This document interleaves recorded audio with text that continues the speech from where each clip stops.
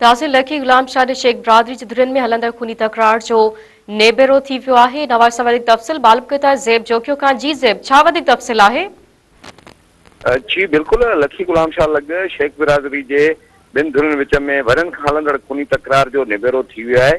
जंहिं दौरान धुरन मथां हिकु खून ऐं 5 माण्हुनि खे ज़ख़्मी करण जो मजमूई तौर ते 70 लाख रुपया दंड रखियो वियो आहे। लखी लग सिमशाक भरिसां ॻोठ मोहम्मद इब्राहिम शेख में खानज़ादो शेख ऐं नवीद शेख जे धुरन विच में पाणीअ जे वारे तां वरन खां हलंदड़ जेको खूनी तकरार हो उन जो ॻोठ वज़ीराबाद में अॻूणे एमएलए अलाज गौसक खान महर जे सरपंच हेठि निबेरो थियो आहे।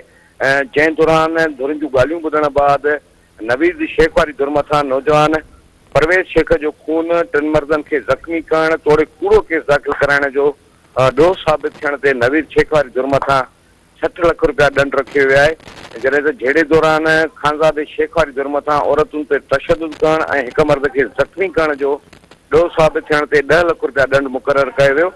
निबेरे में नौजवान परवेज़ शेख जी खून बहा 25 लाख रुपया, जॾहिं त 2 माण्हुनि खे ज़ख़्मी करण जो 12.5 लाख रुपया, हिक ॼणे जे ज़ख़्मी जो 5 लाख रुपया ऐं कूड़ो केस दाख़िल कराइण जो 5 लाख रुपया दंड तय कयो वियो।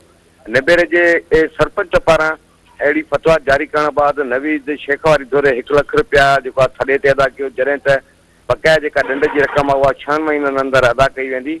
अहिड़े निबेरे बाद ॿिन्ही धुरनि खे पाण में भाकुर पाराए खीरखंड कयो वियो। जॾहिं त अव्हांखे इहो पिणु ॿुधाईंदो हलां त लखी गुलाम शाह वासी मौजूद शख़्सियत आहे वॾेरो अख्तर मोहम्मद शेख पारां मुसलसल वरतल कोशिशनि बाद खानज़ादो शेख ऐं नवीद शेख जे धुरनि राज़ो ज़ाहिर कयो, जंहिं बाद शेख बिरादरी जे ॿिन्ही घेड़ींदड़ धुरनि विच में निबेरो करे ऐं सरचाव करायो वियो। जी ज़ेब, अवां जी महिरबानी।